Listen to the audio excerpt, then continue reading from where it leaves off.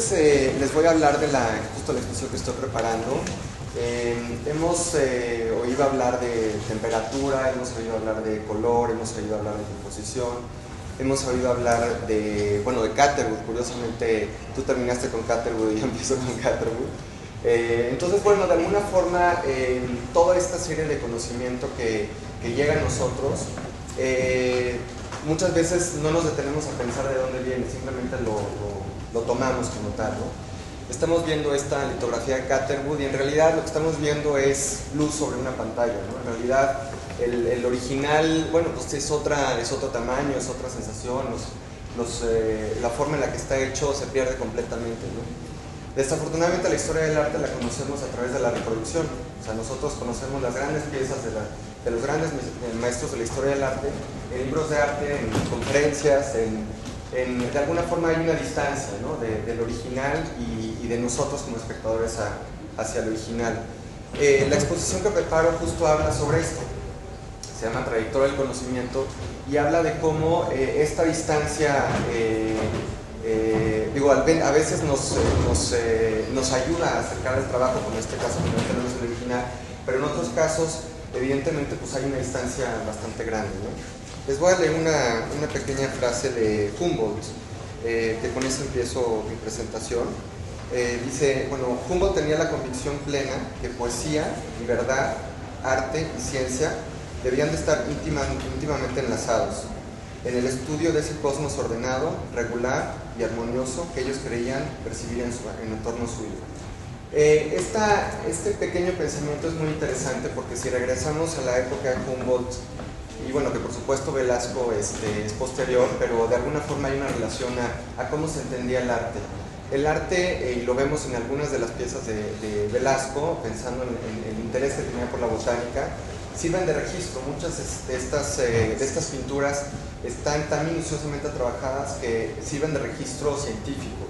Y lo interesante es que, bueno, por supuesto esa noción de arte ha cambiado en la actualidad. El arte no se puede vincular directamente con la ciencia, ¿no? El pensamiento empírico y el desarrollo de la ciencia nos dice que los caminos son diferentes. Pero bueno, yo quería regresar a esta época en donde ese pensamiento y esa forma de hacer arte tenía que ver con una versión objetiva y clara, en donde la ciencia y el arte se complementaban para generar conocimiento. Entonces les voy a contar una pequeña anécdota que un poco me llevó a trabajar sobre José María Velasco. Yo viví hasta hace poco en Inglaterra y siempre tuve un interés y un gusto muy especial por Catherwood. Y estando en Inglaterra me di a la tarea de buscar los dibujos originales de Catherwood, ¿no? Decía, ¿dónde están estos litografías que, bueno, esencialmente partieron de algún dibujo, ¿no? Después se convirtieron en litografías, pero ¿dónde están estos originales? Entonces empecé a buscar en diferentes instituciones, en la Royal Geographic Society, porque dije, bueno, claro, Catherwood fue un explorador, pues voy a buscar algo de su trabajo ahí. Y bueno, encontré otras cosas maravillosas, historias fantásticas de exploradores, mapas, etcétera, etcétera, pero no encontré los originales. Algo que omití es que Catherwood también era arquitecto. Entonces me acerqué a una institución que se llama RIVA, también en Londres, y bueno, me acerqué a la biblioteca y pregunté si podía acceder a estos dibujos. Inmediatamente me dijeron, sí, adelante. Y yo, bueno, pero pues ¿a quién le tengo que pedir permiso? No, es de libre acceso, ¿no? Entonces entré, pedí una relación del archivo y encontré un folder que decía Catherwood. Entonces quedé maravillado y pedí que me trajeran pues algo que había de Catherwood. Llegó el custodio con una caja enorme en un carrito, me pidió que me pusiera unos guantes y que revisara los dibujos. Era una caja más o menos como de 2 metros así. Saqué los dibujos, yo solo, con unos guantes, y empecé a descubrir que los dibujos que estaban ahí eran dibujos que él había hecho de México y de sus viajes a Egipto. Muchos de estos dibujos eran dibujos que inclusive tenían gotas derramadas, veías la tinta corrida. Y claro, yo me imaginaba al artista trabajando a mitad de la selva, ¿no? Corriendo porque venía esta lluvia y bueno, protegiendo sus dibujos, ¿no? Entonces esa sensación, esa energía de poder transmitir la experiencia, por un lado artística y por otro lado del explorador, y esta idea de generar un nuevo mundo, un poco como decías tú, que seguramente en Europa estas edificaciones, bueno, eran entendidas en otro contexto y inclusive hasta como construcciones de otro mundo, ¿no? No solamente el nuevo mundo, sino un mundo que no es este, ¿no? Y bueno, al tener acceso a estos archivos, se convirtió en una actividad bastante interesante para mí, y dije, bueno, pues, ¿qué más hay, no? ¿Qué más puedo averiguar de estos artistas viajeros? Y encontré que, bueno, podía tener acceso, y visité varias instituciones, y ya sabía perfectamente que en el segundo piso de la Wellcome Collection, al final del pasillo, podía revisar los dibujos de Rugendas, ¿no? Al mismo podía visitar el British Museum y encontrar libros enteros de Piranesi. A su vez podía entrar al Victoria Albert Museum y encontrar dibujos, bueno, de Rugendas. De hecho tienen una colección importante de dibujos y litografías de Rugendas. Ahora, todo este estudio para mí era, pues, un poco, no tenía camino, simplemente estaba maravillado por encontrar estos hallazgos, ¿no? Me sentía como un investigador victoriano que encontraba los pequeños secretos. Y al final, bueno, empecé a tratar de encontrar un sentido, ¿no?, en mi investigación, porque en realidad fue completamente intuitiva. Y algo que encontré en tratar de buscar qué hilo hay entre estos autores, es que en su gran mayoría eran autores que habían venido a México y habían representado a México desde Europa. El conocimiento europeo que ellos tenían lo habían interpretado para hacer una litografía de una ruina maya, ¿no? O en el caso de Rugendas, que de hecho, si puedes pasar la siguiente, gracias. Bueno, estos son los dibujos, justamente, estos son los dibujos que saqué, que estaban ahí en esta mesa, y bueno, estos en particular son los dibujos de Egipto. No sé si puedes pasar. Bueno, esta es muy conocida, del libro que está editado aquí en México, que es una litografía coloreada. Si puedes pasar la siguiente. Y bueno, algo que también encontré fue, por supuesto, a Humboldt, ¿no? Humboldt, el gran pensador, científico, artista, encantador, carismático, socialité de la época, etcétera, etcétera. También estaba presente en estas colecciones y bueno, al igual, ¿no?, quedé maravillado el hecho de encontrar estas imágenes, estas postales de México que de alguna forma estaban interpretadas por un extranjero.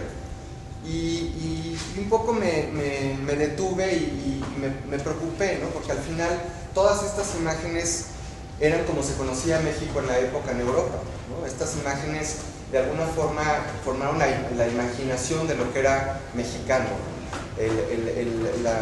Sí, funcionaba como una postal, ¿no?, como estas postales que cuando viajas mandas, un poco tenían esa función, y al final, a mi gusto, que carecían de veracidad. Y lo sorprendente es que los dibujos y bueno, sobre todo las litografías de Rugendas no solamente estaban expuestos en museos en Europa, sino que tú podrías visitar una casa porfiriana, inclusive en la actualidad, y encontrar esas mismas litografías colgadas, ¿no? Entonces me quedaba un poco de sensación de cómo nosotros como mexicanos al mismo tiempo admiramos esta forma de representar, que al final es, hasta cierto punto, es diferente. No puedo decir que no sea auténtica, porque el artista evidentemente plasmaba eso que le interesaba, pero carecían un poco de esta realidad, cuando menos objetiva, del ser mexicano. Y bueno, esto me llevó a otra conclusión y a otra reflexión que tiene que ver con el hecho de que hablamos español, ¿no? Que vivimos en Latinoamérica, hablamos español, en Norteamérica se habla inglés, en el sur de América se habla portugués, etcétera, etcétera. Y bueno, al final filtramos todo el conocimiento a través del idioma, y este idioma, pues por supuesto, fue parte de la colonia, que nosotros fuimos parte de esa colonia y que nos entendemos de esta manera, ¿no? Ahora, ¿a dónde nos lleva toda esta idea de lo europeo con Velázco? Porque la exposición que estoy presentando, que estoy trabajando, tiene que ver sobre Velázco. El punto de partida es Velázco, y el cómo en esta invitación que recibí del UNAM me parecía una gran oportunidad de hablar de esta trayectoria del conocimiento pero no tanto como de simplemente hablar de una obra de Velasco y una reflexión que yo hago de mi obra con Velasco. En realidad quería profundizar en este hecho y bueno, algo que todos sabemos porque se ha hablado en el transcurso del día, es el cómo Eugenio Landesio, maestro de Velasco, invitado a México para participar y fundar la Academia San Carlos, un autor italiano viene con este conocimiento italiano a enseñar académicamente la pintura. Y tenemos, no sé si puedes pasar la siguiente diapositiva. Gracias. Bueno, esta es otra imagen de Rugendas. No sé si puedes pasar la que sigue. Aurora. Gracias. Bueno, esto es de Piranesi, me quedé un poco atrás en las diapositivas. La que sigue, por favor. Sí. Gracias, ahí. Y bueno, lo que me sorprendió de esta, otra vez, trayectoria del conocimiento, de cómo un artista italiano empieza a enseñar a un artista mexicano a representar y a trabajar la perspectiva, a trabajar el color, trabajar una serie de elementos que son parte de la academia y que ahora vemos en estos magníficos cuadros que están aquí, viene de una tradición europea. Y una cosa muy curiosa que al revisar el trabajo de Eugenio Landesio encontré una constante y podemos, los que han visto el trabajo de Eugenio Landesio pueden encontrar que mucha de la selección en su paleta se va hacia ciertos colores. Los colores son ocres, algunos son azulados, algunos tienen esta sutileza de cambio de tonalidad. Y lo sorprendente es que esto que vemos aquí es un filtro de color. Este filtro, que se llama Los Glaces de Claude, pertenecía a un artista francés que vivió en Italia, que se llama Claudio de Lorena, que se convirtió en el representante del paisaje europeo, el paisaje idílico, y que usaba estos lentes que tenían filtros de color a través de los cuales veía y representaba. Por eso todos los colores tenían estas variantes hacia los ocres, hacia los azules, hacia los verdes, y que bueno, de alguna forma, yo no sé si Eugenio Landesio conoció esta herramienta, pero sí están implícitos esos colores, ¿no? Esa paleta, esa selección de color sí está implícita. Y de alguna forma, pues en Velasco también, ¿no? Vemos estos tonos que están aquí, ¿no? Los ocres, vemos el fondo, vemos si hay una tendencia hacia una paleta, no son colores completamente diferentes. Entonces, otra vez, ¿no? La trayectoria del conocimiento, cómo este elemento, óptico, llega a México y yo pensaba, cuando estaba preparando la plática, imaginan a Claudio de Lorena pensando que herramienta iba a servir para retratar órganos, ¿no? O retratar Veracruz o retratar pirámides, ¿no? Entonces, cómo esta trayectoria de este mismo objeto nos llega a nosotros completamente ajeno, ¿no? Es completamente ajeno al conocimiento académico, porque evidentemente estos eran secretos. En la época los artistas, las herramientas que tenían se quedaban en el taller, no era algo que se entendía públicamente. ¿Por qué? Porque eran los descubrimientos que ellos habían tenido y que evidentemente a la hora de expresarlos o ventilarlos, pues bueno, había una competencia que evidentemente el artista no estaba del todo contento, ¿no? No sé si puedes pasarle aquí. Bueno, esta es una obra de Claudio Lorena. Y bueno, la imagen está un poco difícil de ver, pero bueno, sí hay esta tendencia hacia los ocres, ¿no? Y el fondo a lo mejor hacia los magentas o morados, etc. ¿Puedes pasar la que sigue?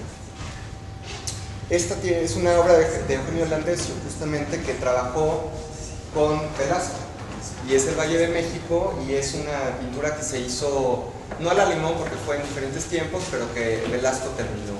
Entonces, pues aquí hay una referencia, a mi parecer, muy clara, ¿no? de este uso del conocimiento, ¿no? No sé si puedes pasar.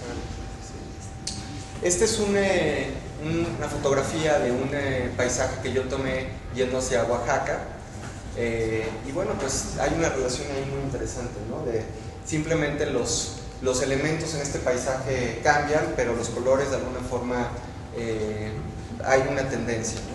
Entonces, pues esto era me parecía muy interesante hablar de esta trayectoria del conocimiento. Y algo que, nada más, perdón. No sé si puedes pasar a la que sigue.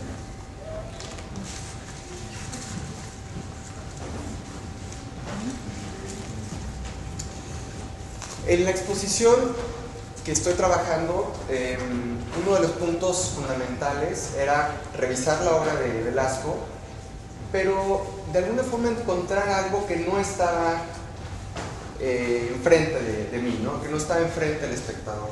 Entonces me vi a la tarea de tratar de investigar toda la vida de Velasco, desde su vida como académico, su vida como, por supuesto, estudiante, su vida como maestro, como expositor, como representante de México, como esposo, como hijo, como padre, ¿no?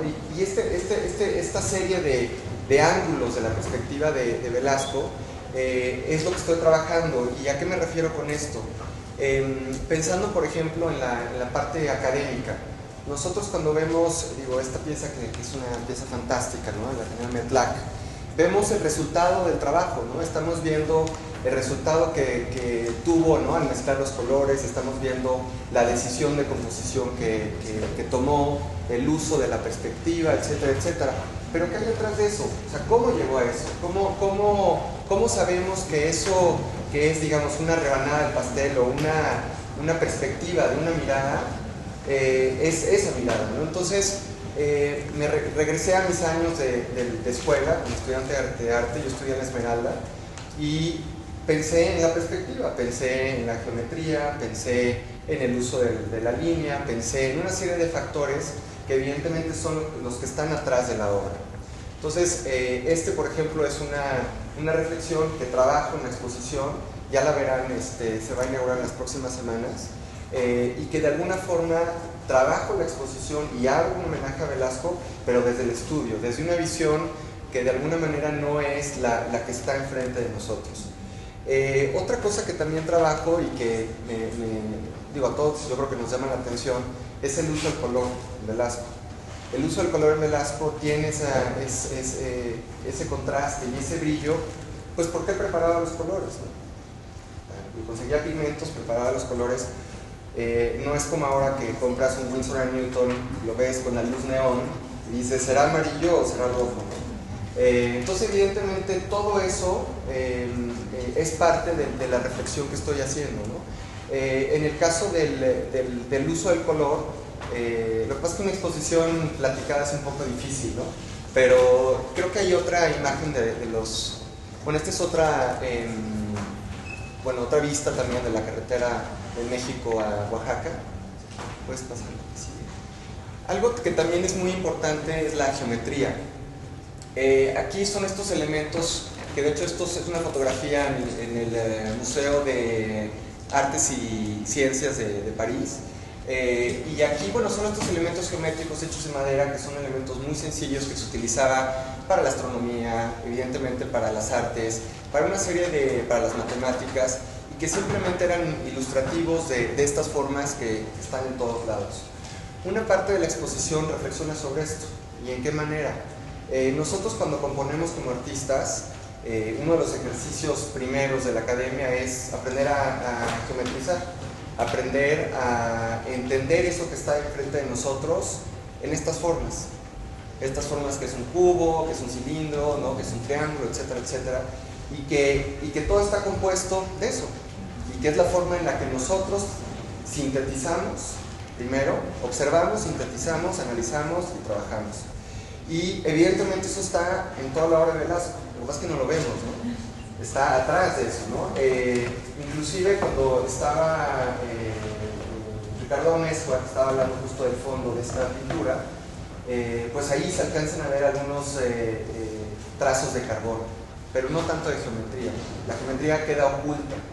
Pero mi pregunta es, todo este conocimiento y todos estos pasos que tenemos para llegar a una obra maestra, ¿no? Una obra tan importante como es estas piezas que vemos aquí, desaparecen, se desvanecen. No hay un antecedente, simplemente vemos el resultado.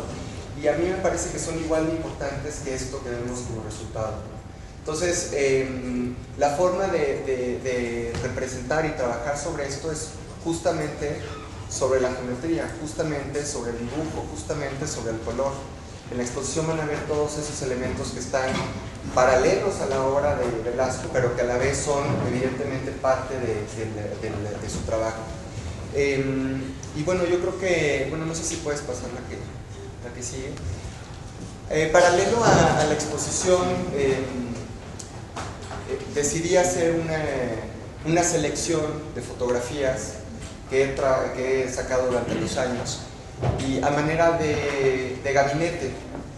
Si pensamos en la época victoriana, el coleccionar objetos, coleccionar, ¿no?, ciertos especímenes, ciertos minerales, daba conocimiento. Si nosotros teníamos todos los grupos de minerales, podíamos entender de dónde venían, qué posibilidades había de mezclar uno con otro, y eso nos daba una tranquilidad de entender cómo estaba compuesto el mundo, la montaña que está al lado, o el cosmos, ¿no? Es una forma muy digamos, literal de adquirir conocimiento, y que ahora lo vemos en las tablas periódicas cuando estudiamos en primaria, ¿no? Todos esos numeritos, esos elementos, pues vienen justamente de esas colecciones.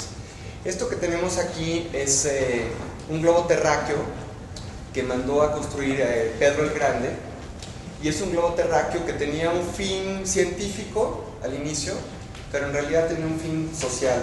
¿Por qué? Esto que vemos aquí adentro es un globo que mide 6 metros de diámetro. Evidentemente este aro que lo rodea es un aro de latón, y adentro pueden ver unas escaleras y una puerta que, digo, en este momento está abierta. Pues él lo que hacía, invitaba a sus invitados, invitaba a la gente que llegaba a su casa a entrar a este globo terráqueo, y adentro estaba la bóveda celeste. La bóveda celeste con latones marcando exactamente cada uno de los puntos donde se encuentra. Cerraba la puerta y ¿qué pasaba? Prendía una vela. Entonces se reflejaba en el latón toda esta luminosidad de la bóveda celeste. ¿Puedes continuar? Este es un visor estereoscópico, también muy utilizado en el siglo XIX, y que de alguna forma nos acerca a una realidad a partir de una fotografía que engaña un poco al cerebro, ¿no? Lo que sucede es que simplemente es una fotografía que tiene una diferencia, es la misma fotografía que está tomada en diferentes ángulos por unos grados, y da la sensación de profundidad. Esto, por supuesto, también lo utilizaron los artistas de la época, ¿no? Puede ser Esto es igual el mismo observatorio en el Museo de las Curiosidades de Pedro el Grande en San Petersburgo. Y bueno, tenemos toda esta serie de objetos, digo, algunos telescopios, otros que tenían que ver con, por supuesto, bueno, la astronomía, etc. Y que era también una forma de adquirir conocimiento. Estas son unas, evidentemente posteriores, unas estructuras de unas plantas de luz que de alguna forma aquí fue una decisión completamente estética, pero que al final estos objetos que tienen ciertas características generan electricidad que a la vez hace que estemos aquí viendo esto, ¿no? Entonces hay una serie de cosas que de alguna forma se vinculan. Todas estas fotografías que les estoy mostrando sirven, regreso a la idea inicial, a manera de colección, a manera de asociar una idea con otra, en donde hay ciertos elementos, como por ejemplo esto, que es una geometría de un laberinto de planta, que evidentemente, bueno, aquí para mí esto es ¿cómo decirlo?, un ejemplo muy preciso de cómo se junta lo natural con lo racional. Esto para mí es el pensamiento que está allá afuera, ¿no?, la forma de entender el mundo y la forma de cómo nosotros queremos entender el mundo, ¿no? Vamos a recortar este espacio orgánico en algo que tenga cierto orden, que tenga ciertos elementos que me permitan organizarlo y por lo tanto dominarlo y por lo tanto poseerlo, ¿no? Puedes pasar así. Esto es una celosía, esto es en la Alhambra, y simplemente hay esta relación de geometría, ¿no? En el Islam hay esta idea que la abstracción, en este caso la geometría, permite, y no solo permite, sino ayuda a la reflexión espiritual, en donde al no haber representación figurativa, simplemente tu mente viaja en esa geometría. Esto es un render en AutoCAD de un edificio, que evidentemente es una geometría muy precisa, simplemente es una vista de arriba. Este es, al igual que el laberinto, para mí un ejemplo muy interesante de... Esto es un árbol que está al lado de unos andamios que en realidad lo están aislando para construir un edificio, ¿no? Entonces, para mí era justamente lo absurdo, ¿no? Estamos geometrizando, deteniendo lo que va a eventualmente desaparecer, ¿no? Que en este caso es este árbol. Esto es lo que todos alguna vez vimos en una computadora, ¿no? Un protector de pantalla de un laberinto, y que de alguna forma pues también, ¿no? Lo veías cuando, yo me acuerdo no sé, en los 90 y tantos que salieron, que los veías y te quedabas así viendo la pantalla sin parar de ver cómo se movía el famoso laberinto, ¿no? Entonces otra vez, ¿no? El cómo esto evoca otra serie de cosas. Esto es algo también que para mí es un ejemplo de geometría y naturaleza. Esto es una construcción que se hizo para construir un jardín. Es un terreno, evidentemente, una barranca, que simplemente se construyó esta serie de estructuras para mantener un terreno plano. Evidentemente los vecinos no nos importan y vamos a construir esto para tener un super jardín. Entonces, pero bueno, al final lo curioso de este hecho es que la naturaleza que está bajo esa barranca pues está consumiendo, ¿no? Está poblando el concreto. Esto también es un poco un absurdo, ¿no? Esto es una vista, digo, en contraluz de unos estos invernaderos, gracias, estoy pensando. Y simplemente, bueno, vemos esas siluetas de plantas que están adentro, ¿no? Cuando en realidad deberían estar afuera. Hay como este choque de conceptos, y otra vez es, para poder entender estas especies las tengo que, ¿no? Guardar, contener, investigar. Esta es una escultura que yo hice, es una piedra, pero tiene este otro elemento curioso que yo me imaginaba como una especie de fósil, ¿no? En donde, pues seguramente en otra civilización, 2000 años después de nosotros o más, pues encontrarán este tipo de objetos, ¿no? Que estarán fosilizados con un mouse y una bocina. Esto es una fotografía de un corte. Muchos de estos cortes se utilizaron evidentemente para sacar el material, y ahora lo vemos, bueno, tiene una belleza fantástica, ¿no? Vemos el corte directo a la piedra viva de la montaña. ¿Y con qué fin? Bueno, seguramente para extraer el material. Y bueno, les voy a dejar con esta imagen. Creo que hay dos imágenes. Estos son dos, digamos, maquetas digitales de la exposición que estoy haciendo. Son estas dos. ¿Puedes regresar a la tele? Gracias. No, es así. Y bueno, la idea de la exposición, como les hablaba de la trayectoria del conocimiento, es retomar ciertos aspectos de Velasco y del conocimiento que retoma Velasco y que nosotros como artistas absorbemos. Y bueno, simplemente esta es una estructura que van a ver salir, es una escultura que de alguna forma para mí hace alguna relación con la pieza que está al lado, que está acá, que está censurada completamente en la parte de arriba.